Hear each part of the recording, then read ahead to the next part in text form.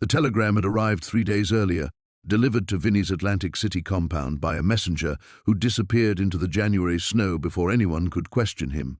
4 words that made Vincent Torino's blood run cold: time to pay up, Bulldog's ghost. Now, standing in the shadows of Westminster Abbey as mourners filed past Churchill's coffin, Vinny's fingers traced the leather handle of the briefcase. $200,000. More money than most men saw in a lifetime, yet it felt lighter than the secrets he'd carried for 23 years.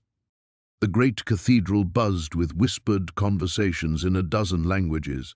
World leaders, dignitaries, common citizens, all come to pay respects to the man they called the greatest Briton who ever lived. None of them knew what Vinny knew. None of them understood why his hands shook every time he looked at the Union Jack, draped over the mahogany casket. A hand touched his shoulder.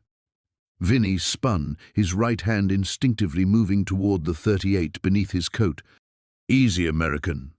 The voice belonged to a thin man in his 60s, wearing the understated uniform of Scotland Yard. Detective Inspector Malcolm Ashford had been hunting Vincent Torino for 18 months, ever since Vinny's smuggling operation had started moving heroin through Liverpool's docks. "Interesting choice of venue for our first face-to-face meeting." Vinny's jaw tightened. "I'm here to pay respects, just like everyone else." "Are you?" Ashford's grey eyes flicked to the briefcase. "Funny thing about respect. It usually doesn't require quite so much preparation." The detective knew. Not everything, but enough to be dangerous. Vinny had built his empire on reading tells, on knowing when to fight and when to fold. Ashford's posture screamed confidence, the kind that came from holding winning cards. "You got something to say, Inspector. Say it." 3 days ago, someone placed a very expensive transatlantic call from a phone booth in Bethnal Green. The call went to a hospital in London, St. Bartholomew's to be specific. Room 312, a young woman, American surname Torino. Leukemia, from what I understand. Terrible thing. The words hit Vinny like a sledgehammer. Maria, his daughter, the one who'd refused his blood money, who'd chosen medical school over the family business, who hadn't spoken to him in 6 years. She was here. She was dying. "How's that concern you?" Vinny managed, though his voice had lost its edge. "It doesn't.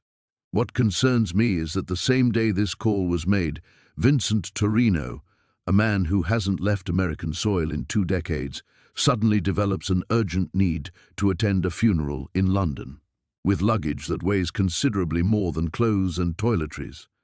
Organ music swelled through the abbey as the service prepared to begin. Vinny watched the pallbearers take their positions, each movement choreographed with military precision. Churchill had been many things: politician, writer, painter, war leader. But to Vinny, he'd been something else entirely, something that could never be spoken aloud. "I served in the war," Vinny said quietly. "Maybe I just wanted to say goodbye to a great man." "Oh, I'm quite sure you did serve. American 82nd Airborne, if my files are correct. Saw action in Italy, France, even spent some time in London during the Blitz. Decorated soldier, in fact, before you discovered more profitable ways to serve your country." Ashford stepped closer, lowering his voice as the congregation fell silent. "But here's what puzzles me, Mr. Torino.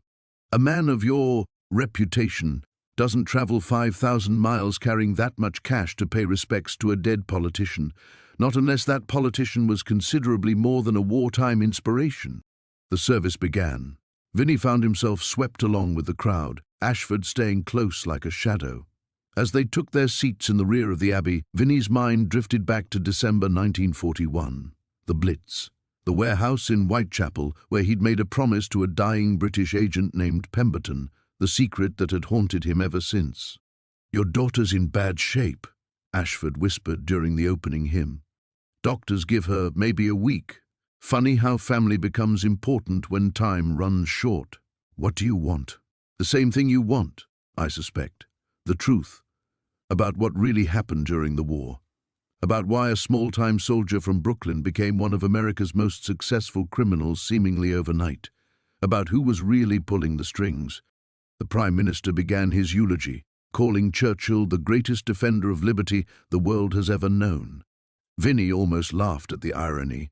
liberty, as if any of them truly understood what that word cost. After the service, Ashford murmured, pressing a business card into Vinnie's palm, "There's a pub called The George, 2 blocks east. We need to talk about your father." The words hung in the air like smoke from a gun barrel. Ashford melted back into the crowd, leaving Vinnie alone with his briefcase, his secrets, and the terrible knowledge that after 23 years of silence, the past had finally caught up with him. The funeral continued around him, but Vincent Torino was no longer listening. He was remembering a promise made in blood and darkness and wondering if $200,000 would be enough to buy his daughter's life or his own redemption. Introduction. The sound of hymns faded as Westminster Abbey emptied, leaving Vincent Torino sitting alone in the back pew like a man attending his own judgment. His fingers worried the brass clasps of the briefcase while mourners filed past, queens and presidents, generals and poets, all carrying their grief toward daylight. None of them glanced at the weathered American in the charcoal suit, and that was exactly how Vinnie preferred it. He'd built a life in the shadows. 37 years since he'd stepped off the transport ship at Brooklyn Navy Yard, trading his uniform for the kind of work that didn't require resumes or references. The transition from decorated paratrooper to criminal had been easier than anyone might expect. War taught you that survival trumped morality, and the skills transferred beautifully: planning, logistics, the careful management of violence. By 1950, Vincent Torino controlled half the smuggling operations between Atlantic City and Boston. By 1960, his empire stretched from the Canadian border to the Gulf of Mexico. But empires, he'd learned, were built on sacrifice. And the thing he'd sacrificed most completely was his family. Maria had been 7 when her mother died. Cancer, same as what was killing her now, though in 1959 the doctors had called it a woman's burden and prescribed prayer instead of chemotherapy. Vinnie had tried to be both parents, but his hands were too stained, his world too dangerous. He'd sent her to boarding schools, summer camps, anywhere that money could provide safety and distance from what he'd become. By the time she was 18, Maria Torino looked at her father like he was a stranger wearing a familiar face. "I don't want your blood money," she'd said the last time they spoke, 6 years ago in a hotel lobby in Boston. She'd been 24 then, fresh from medical school, idealistic enough to believe the world could be healed with clean hands and good intentions. "I don't want anything that comes from what you do." "What I do," Vinnie had replied, "paid for everything you are. Then I guess I'll have to live with that shame for the rest of my life." She'd walked away without looking back, leaving him alone in a room full of strangers. He'd honored her wishes, keeping his distance even as his network of informants fed him updates: her residency at Mass General, her research fellowship in London, her engagement to a British doctor named Hamilton. He'd never met the man, never even seen a photograph, but he'd had him investigated anyway. Clean record, good family, the kind of man who would give Maria the life she deserved. Now she was dying in a London hospital room, and her father was the last person she'd want to see. Vinnie stood slowly, his knee joints protesting the cold that had seeped through stone walls and woolen coat. The abbey felt different, empty, larger somehow, as if the departed spirits had taken up residence in the vacant air. His footsteps echoed against vaulted ceilings as he walked toward the altar, where Churchill's casket had rested an hour earlier. The old man had looked smaller in death than in the photographs, diminished by time and mortality. But Vinnie remembered him differently, not the jowly statesman who'd become a symbol of British resolve, but the younger man he'd glimpsed briefly in December 1941, a moment of recognition across a bombed-out street in Whitechapel, eyes meeting through smoke and debris, a nod of acknowledgement that had changed everything. "Sir?" The voice belonged to a young verger who'd emerged from the shadows like a wraith. "I'm afraid we're closing for private family viewing." "Of course." Vinnie adjusted his grip on the briefcase handle. "Beautiful service." "Yes, sir. He was everything they said, wasn't he? A giant among men." "If only you knew," Vinnie thought. Aloud he said, "Some men cast longer shadows than others." The verger nodded solemnly, then disappeared back into the cathedral's depths. Vinny made his way toward the exit, passing through shafts of colored light that filtered through stained glass windows. Saints and angels watched his progress with painted eyes, their expressions caught between blessing and accusation. Outside, London had returned to its normal rhythms. Traffic flowed around Parliament Square, while vendors hawked newspapers with Churchill's photograph on every front page. The January air carried the scent of coal smoke and damp wool, triggering memories of other winters, other wars. Vinny pulled his coat tighter and checked his watch. 3:47 p.m. The George pub wouldn't be crowded yet, which meant his conversation with Inspector Ashford would draw less attention. But first there was somewhere else he needed to go, someone he needed to see, even if she refused to see him. St. Bartholomew's Hospital was 6 miles east through London traffic, and Maria was dying in room 312.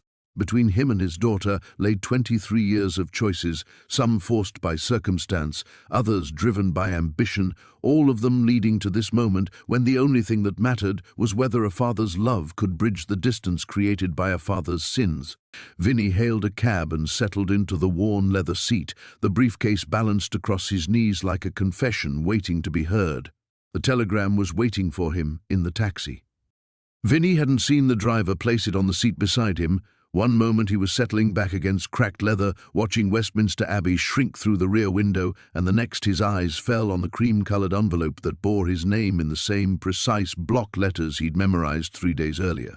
His blood turned to ice water. Driver.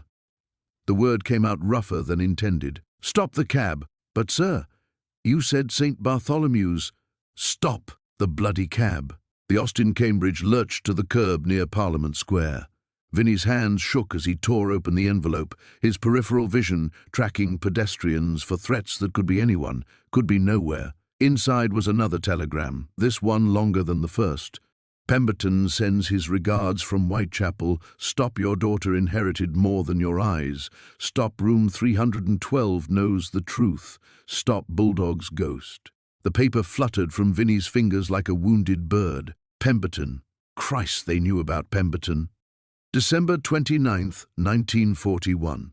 The warehouse in Whitechapel, half demolished by German bombs. Corporal Vincent Torino had been running a message between Allied command posts when the air raid sirens began their hellish wail.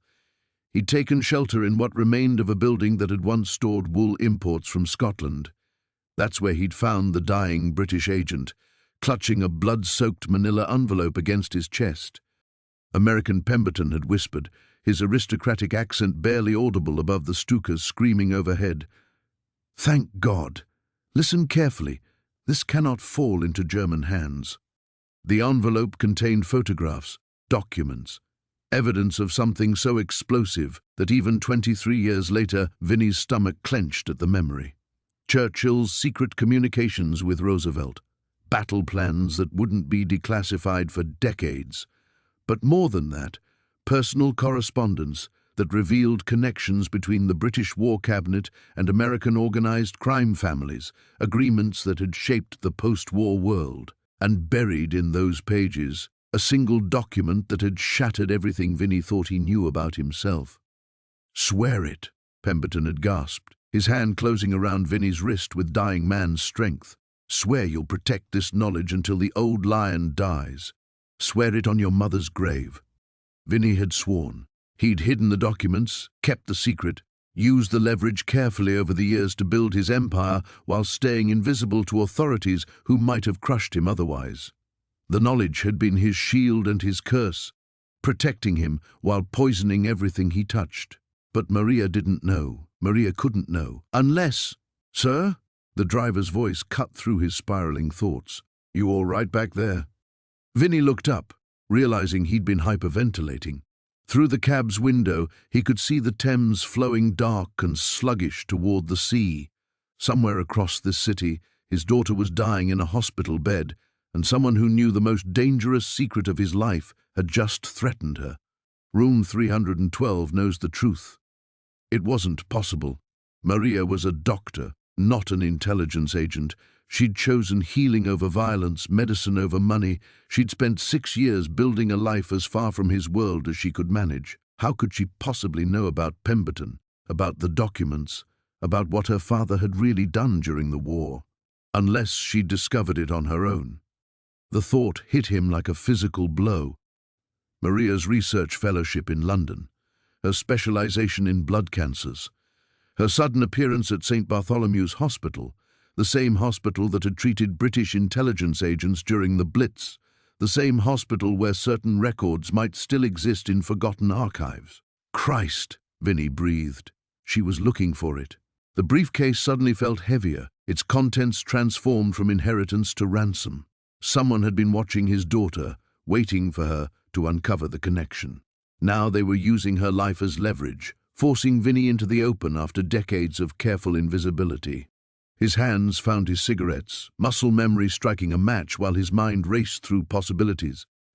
Inspector Ashford's appearance at the funeral hadn't been coincidence, it had been orchestrated. The detective wasn't hunting a smuggler, he was the delivery boy for someone with much longer reach and deeper pockets. Someone who wanted Vincent Torino exposed, vulnerable, desperate. Someone who knew that threatening Maria was the one thing guaranteed to break him. Vinny leaned forward, his voice steady despite the chaos in his chest. "Change of plans, driver. Take me to the George pub, 2 blocks east of Westminster, and step on it." The cab pulled into traffic, carrying him toward a confrontation 23 years in the making. Behind them, Westminster Abbey's spires pierced the grey sky like accusatory fingers, and ahead lay the kind of reckoning that would either save his daughter or destroy them both. The past had finally come calling, and Vincent Torino was out of places to hide. Early development. The George pub squatted between a shuttered bakery and a tailor's shop like a wounded animal, its Tudor facade blackened by decades of London soot. Vinny paid the cabbie and stood on the sidewalk, studying the building through cigarette smoke. 3 floors, narrow windows, a dozen ways in and half as many ways out. Old habits died hard. The briefcase felt like it weighed 100 pounds. This is insane, he thought. Walk away. Book the next flight to Boston. Let sleeping dogs lie.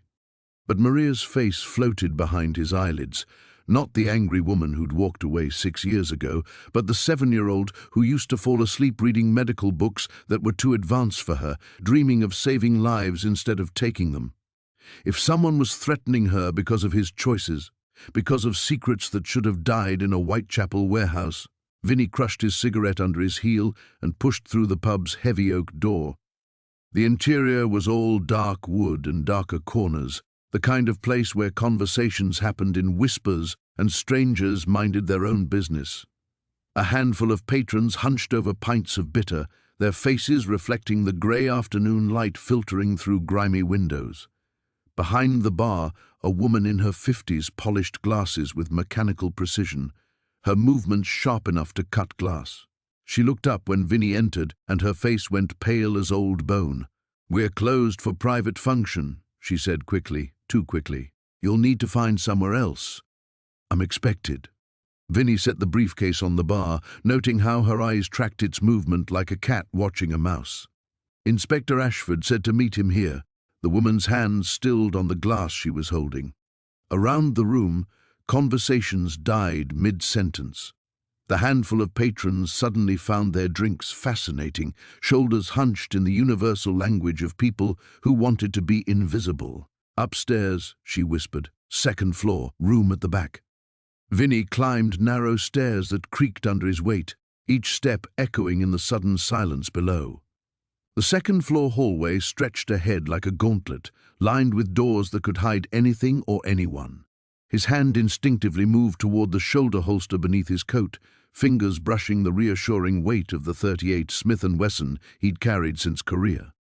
The room at the back was smaller than expected, furnished with mismatched chairs and a table scarred by decades of cigarette burns. Inspector Ashford sat with his back to the window, a manila folder open in front of him. He looked older in the dim light, more tired, like a man carrying weights that couldn't be measured. "You came," Ashford said without looking up. "Wasn't sure you would.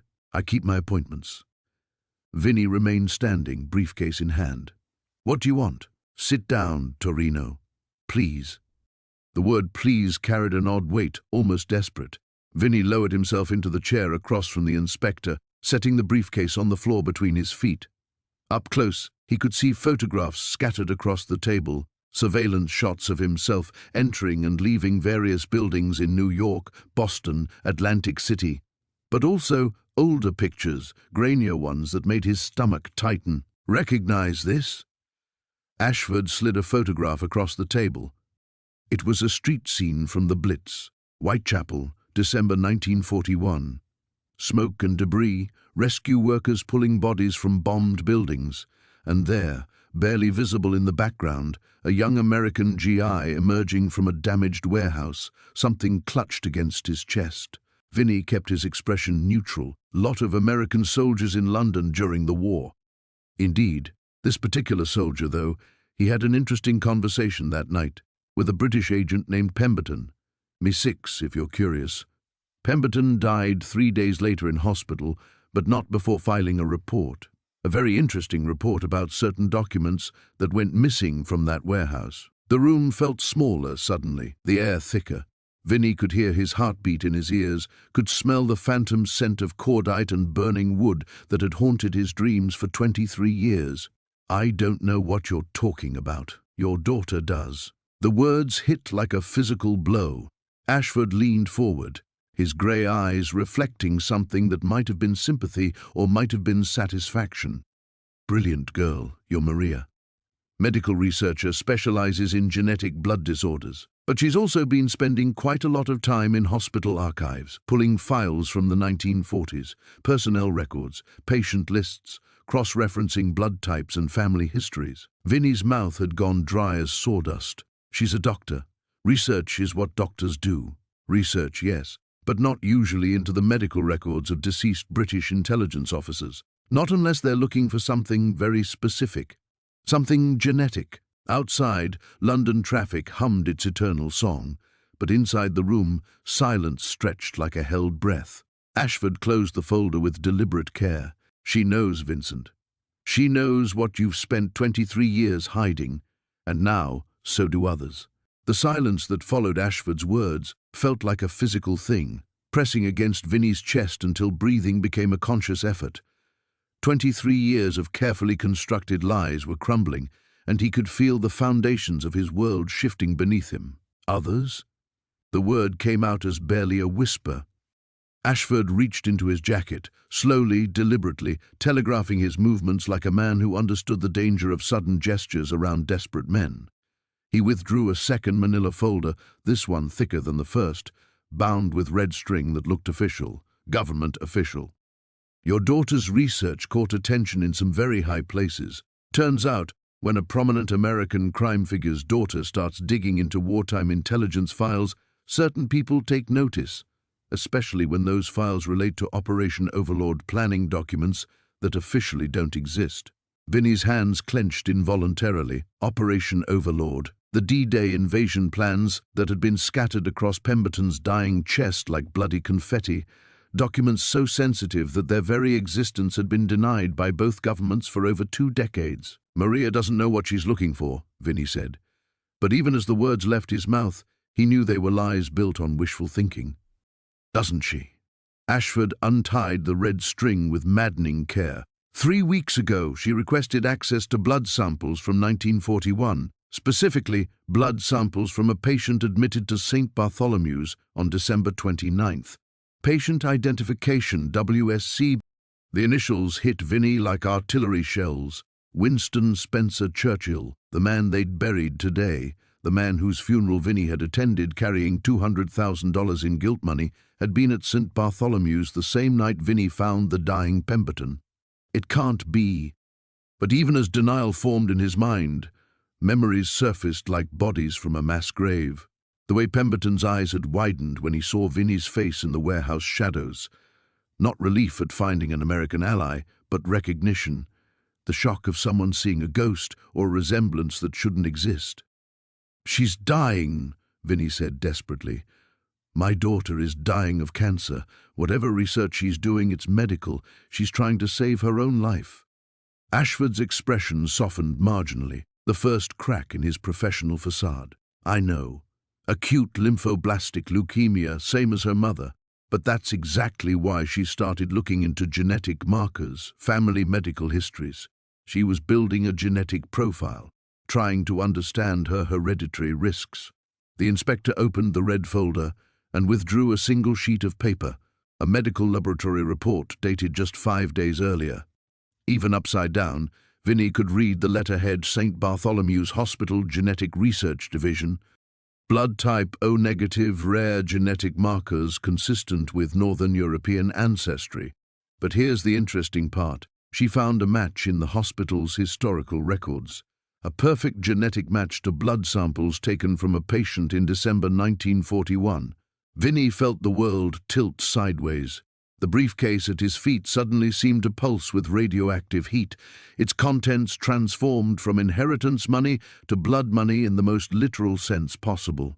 "You're saying—" He couldn't finish the sentence, couldn't give voice to the possibility that had been growing in the back of his mind like a tumor since the first telegram arrived.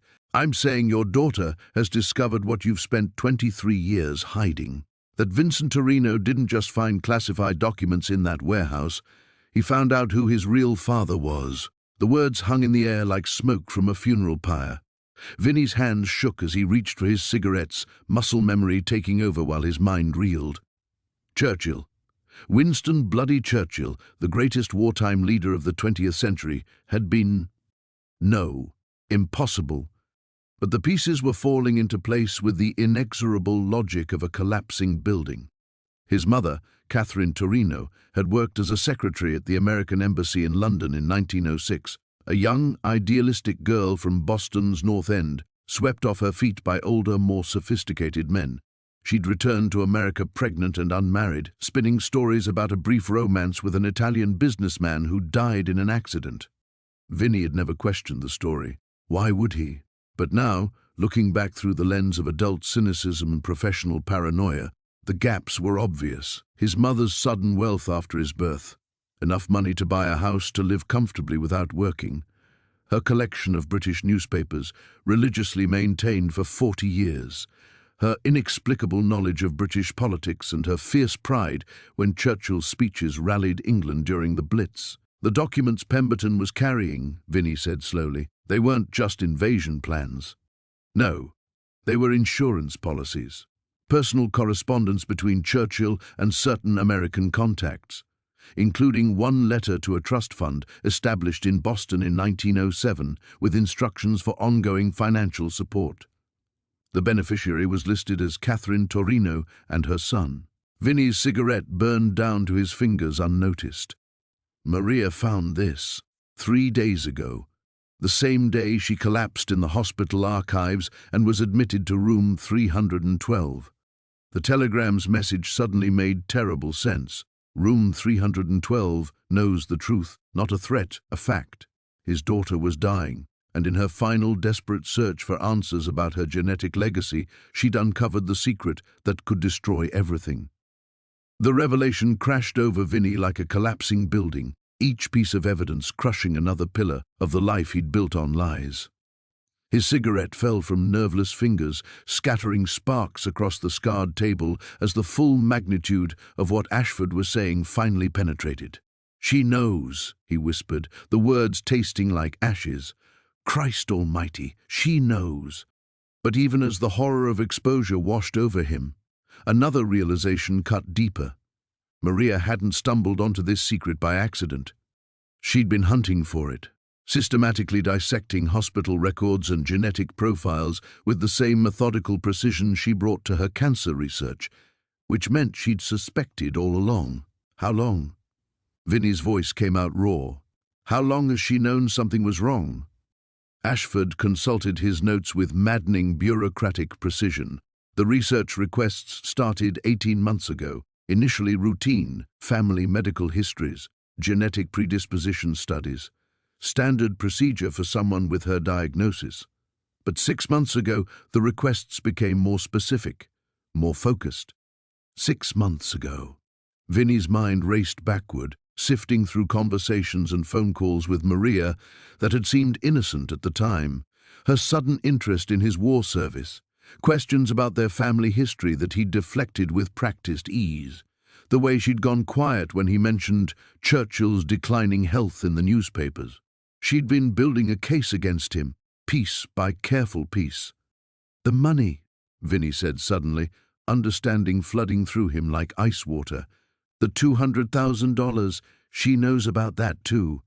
The trust fund payments that stopped in 1965, yes, she found those records as well. Quite clever, actually. She cross-referenced Churchill's personal financial records with American bank transfers. Amazing what you can uncover when you know what you're looking for." Vinny felt something fracture inside his chest. All these years, he'd told himself he was protecting Maria by keeping her away from his world, protecting her from the violence, the corruption, the terrible choices that had shaped his life since that night in the warehouse. But she'd been watching him all along, cataloguing his lies with scientific precision. "She thinks I killed him," Vinny said, the truth hitting him like a physical blow. "She thinks I killed Pemberton for those documents." Ashford's silence was answer enough. The room seemed to contract around Vinny, walls pressing closer as the weight of 23 years of deception settled on his shoulders. Maria wasn't just dying of cancer, she was dying believing her father was a murderer, that everything he'd built, everything he'd become, was founded on blood and betrayal. But she's wrong.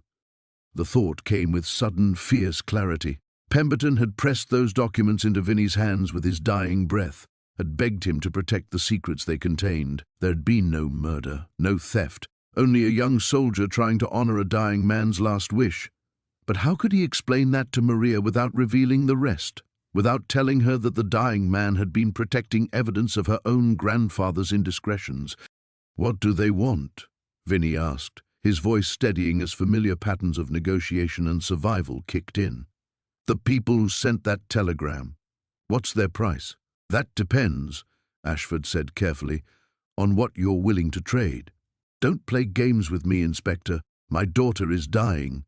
If someone wants to use her as leverage, at least have the courtesy to name their terms." Ashford leaned back in his chair, and for the first time, Vinny caught a glimpse of something that might have been respect in the man's grey eyes. "The Americans want the documents back. All of them. Original copies, photographs, anything that might surface later to embarrass certain people who are still alive and still very powerful. And, in exchange, your daughter gets the medical treatment she needs. Quietly. No questions asked about her research, no official interest in her findings. She lives, you disappear, and everyone pretends this conversation never happened." Vinny almost laughed at the elegant simplicity of it. After decades of complex schemes and elaborate deceptions, it all came down to the oldest currency in the world, a father's love for his dying child. "There's just one problem," he said, meeting Ashford's gaze directly. "I don't have the documents anymore." The inspector's composure cracked for the first time. "What?" "I destroyed them. Years ago, burned them to ash and scattered the remains in Boston Harbor." Vinny's voice carried the weight of absolute conviction, the kind of certainty that came from years of practice in high-stakes lies. It wasn't true, of course. The documents were hidden in a safety deposit box in Providence, his insurance policy against a world that had taught him never to trust anyone completely. But Ashford didn't need to know that. Not yet. "Then we have a problem," Ashford said quietly. "Because without those documents to trade, your daughter is worth more to them dead than alive." The silence that followed Ashford's words stretched like a taut wire, threatening to snap under the weight of unspoken threats. Vinny felt something cold and familiar settle in his chest, the same predatory calm that had carried him through firefights in Korea and territorial wars in Boston. When diplomacy failed, when reasonable men revealed themselves as wolves, there was only one language left to speak.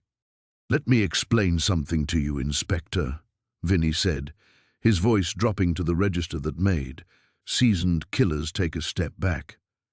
"I've spent 23 years building an empire on the simple principle that every man has a price. Every politician, every cop, every bureaucrat who thinks he's untouchable, they all want something badly enough to compromise their precious principles." He leaned forward, ignoring the way Ashford's hand drifted toward his jacket. "But you just made a fatal miscalculation. You threatened my daughter. That puts you in a very special category of stupid." Mr. Torino, I'm talking." The words cut through Ashford's protest like a blade. "You think because you've got some government backing, some official sanction, that makes you untouchable? Let me tell you about untouchable men I've buried." Vinny reached into his coat, moving slowly enough to avoid triggering a violent response, and withdrew a small leather address book. He set it on the table between them, its worn pages falling open to reveal names, phone numbers, addresses written in his careful hand. Senator Morrison from Massachusetts had a gambling problem and a taste for young boys. I fixed both problems for him, paid his debts, provided discretion, cost him one vote on dock worker legislation that would have hurt my shipping interests. He turned a page. Judge Brennan, Suffolk County. His wife needed experimental cancer treatment in Switzerland. Insurance wouldn't cover it. I did. In exchange, he developed a very progressive attitude towards sentencing guidelines for certain non-violent offenses. Another page. Assistant Director Collins, FBI Boston Field Office. His daughter got into some trouble with heroin, bad trouble, the kind that ruins careers and destroys families. I made her problem disappear. He made several of my problems disappear in return. Ashford was staring at the book like it was a loaded gun pointed at his chest, which, in many ways, it was. You see the pattern, Inspector? Powerful men who thought they were above the game until life reminded them they're just as vulnerable as anyone else, just as desperate, just as willing to compromise when something they love is at stake. Vinny closed the book with deliberate care. "Now, you've shown me some interesting photographs and shared some fascinating theories about my family history. But what you haven't done is convince me you have the authority to make any deals worth accepting. The American government is run by politicians, and politicians, as I've just demonstrated, are remarkably flexible in their convictions when properly motivated." Vinny smiled, but there was nothing warm in the expression. "So before we continue this conversation about my daughter's welfare, I need to know exactly who you really work for and what they're actually afraid of." Ashford's composure was fracturing visibly now, professional calm giving way to something that looked disturbingly like panic. "You don't understand the forces at work here, the level of sensitivity surrounding these documents. Then enlighten me." The inspector's hands shook slightly as he reached for another folder, this one sealed with red wax that bore an official-looking stamp. When he broke the seal, the smell of old paper and fear filled the small room. "Operation Cromwell," Ashford said, his voice barely above a whisper. "Churchill's contingency plan for resistance operations in case of German invasion. The documents Pemberton was carrying contained detailed intelligence about American politicians and businessmen who were secretly supporting the Nazi regime through Swiss banks and front companies." Vinny felt the temperature in the room drop several degrees. Names? Names, account numbers, transaction records. Evidence of treason that would have destroyed dozens of prominent families on both sides of the Atlantic, including several who are now in positions of considerable power in Washington. The pieces clicked into place with sickening clarity. This wasn't about embarrassing love letters or personal indiscretions. This was about treason, collaboration, and the kind of evidence that could bring down governments. "These people," Vinny said slowly, "they think I've been sitting on evidence of their wartime activities for 23 years. Haven't you?" Before Vinny could answer, a soft knock at the door made both men freeze. 3 measured taps, pause, 2 more taps, a code. Ashford's face went white. "That's impossible." No one else knew about this meeting. Vinny was already moving, his hand finding the grip of his. 38 as he pressed himself against the wall beside the door. Through the thin wood, he could hear breathing on the other side. Measured, patient breathing. Professional breathing. "Inspector Ashford," a cultured American voice called softly. "I believe it's time we had a more comprehensive discussion about those missing documents." The voice was familiar, terrifyingly familiar. It was the same voice that had called him 3 days ago, offering condolences on Churchill's death. The same voice that had signed the telegram, Bulldog's Ghost. The door opened without ceremony, as if locks and privacy were quaint concepts that no longer applied. A tall man in an impeccably tailored grey suit stepped into the room, moving with the fluid confidence of someone accustomed to being the most dangerous person in any space he occupied. His face was unremarkable, the kind of forgettable features that are worth millions in his line of work, but his eyes held the cold intelligence of an apex predator. "Mr. Torino," the man said, closing the door behind him with deliberate care. "You've led us quite a chase."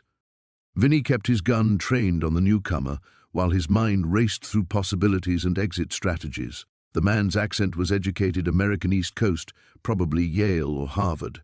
His suit was expensive but not flashy, government money, not private wealth, and he moved like someone who'd killed before and would kill again without losing sleep. "Inspector Ashford," the stranger continued, settling into the third chair as if he'd been invited. "I trust you've explained the situation adequately." Ashford looked like a man watching his carefully constructed world collapse in real time. "Director Morrison, I wasn't expecting—" "Director?" Vinny's voice cut through the bureaucratic pleasantries like a blade. "CIA?" Morrison smiled, and the expression was somehow more terrifying than any threat. "Among other agencies, the beauty of intergovernmental cooperation, Mr. Torino, is that it allows for such fluid jurisdictional boundaries. You son of a bitch." The words came out flat, emotionless. "You've been watching me for 23 years. Watching, waiting, hoping you'd eventually slip up badly enough to force our hand." Morrison's fingers drummed against the table in a rhythm that matched Churchill's wartime speeches. The funeral provided such an elegant opportunity. All that dramatic symbolism, the prodigal son returning to honor his father's memory. The casual confirmation hit Vinny like a physical blow. They knew. They'd always known about Churchill, about the paternity, about everything he'd spent decades hiding. Which meant Maria's research hadn't exposed his secrets. It had simply confirmed what powerful people had suspected all along. "What do you want?" Vinny asked. "The same thing Inspector Ashford has been so diplomatically requesting, the return of certain documents that belong to the American people. Documents that could damage ongoing intelligence operations if they fell into the wrong hands. And if I refuse?" Morrison's expression didn't change, but something shifted in the air between them. A subtle recalibration of threat levels that made Vinny's trigger finger itch. "Your daughter is currently receiving an experimental drug cocktail at St. Bartholomew's. Quite promising, actually. Early trials suggest a 60% remission rate for her particular condition. Of course, medical trials can be so unpredictable. Dosage errors, contaminated samples, administrative mix-ups that delay critical treatments. The threat hung in the air like poison gas, all the more terrifying for being delivered in such reasonable tones.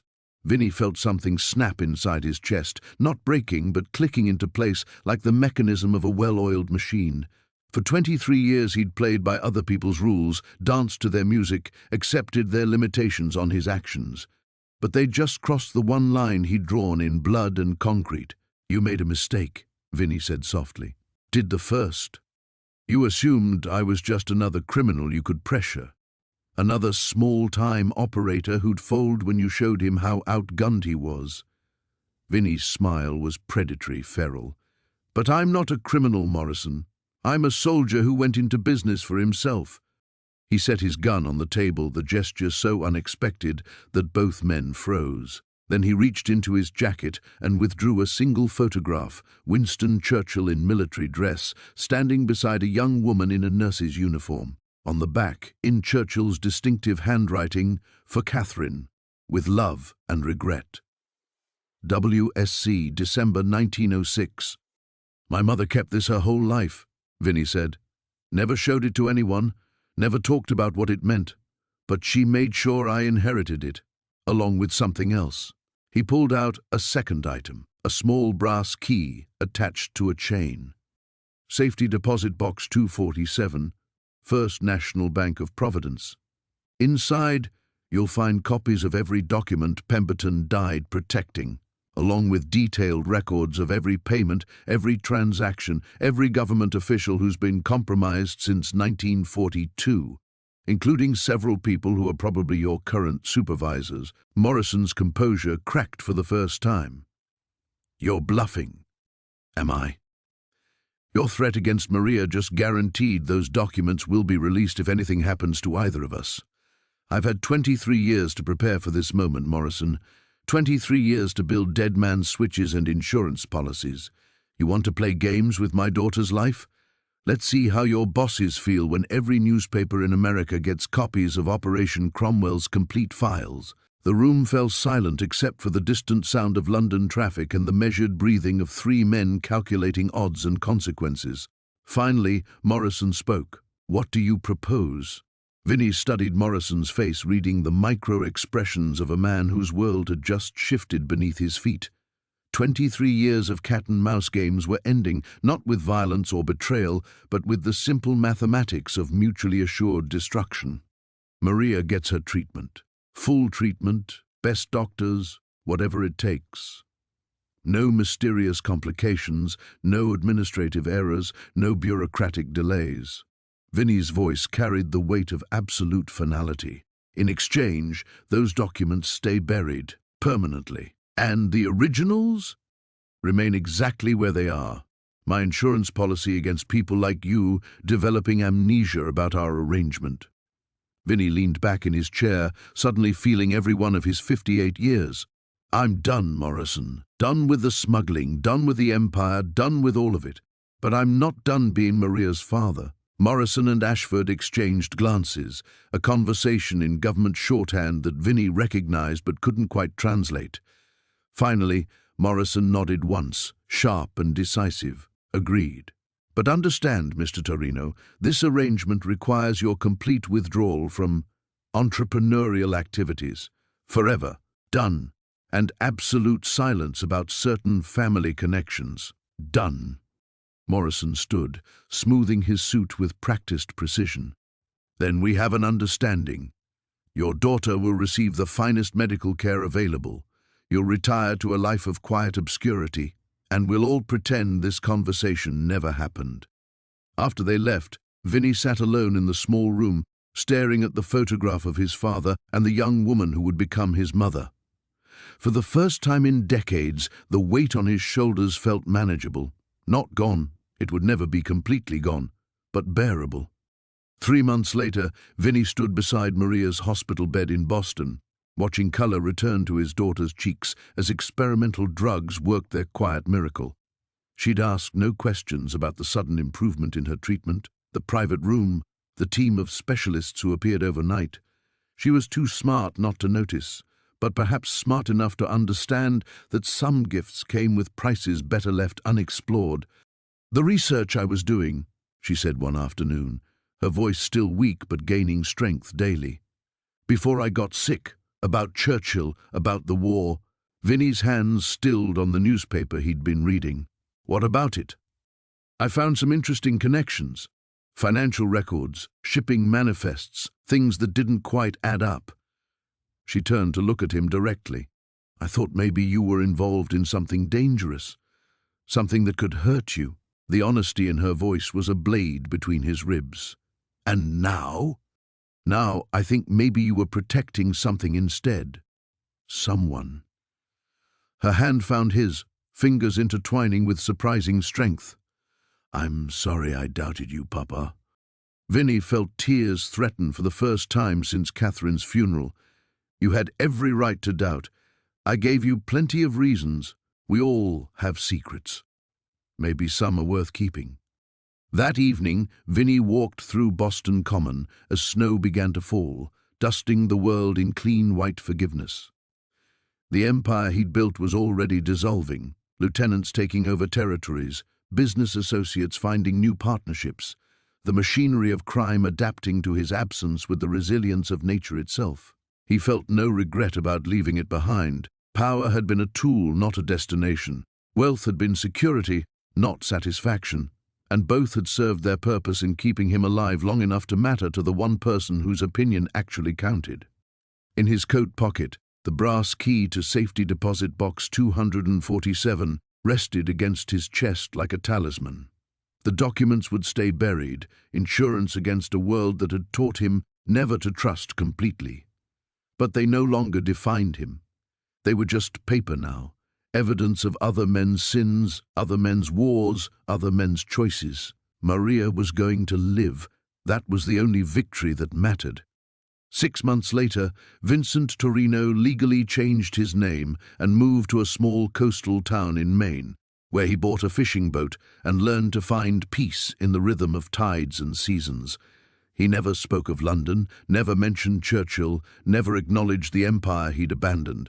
Neighbours knew him as a quiet man who'd lost his wife young and almost lost his daughter too, but who'd been granted the grace of a second chance.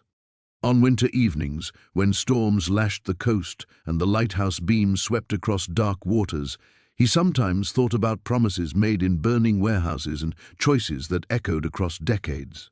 But mostly, he thought about Maria's wedding next spring, and the grandchildren he might live to hold, and the possibility that some stories could end not with tragedy, but with simple, earned peace. The wolf had finally come home.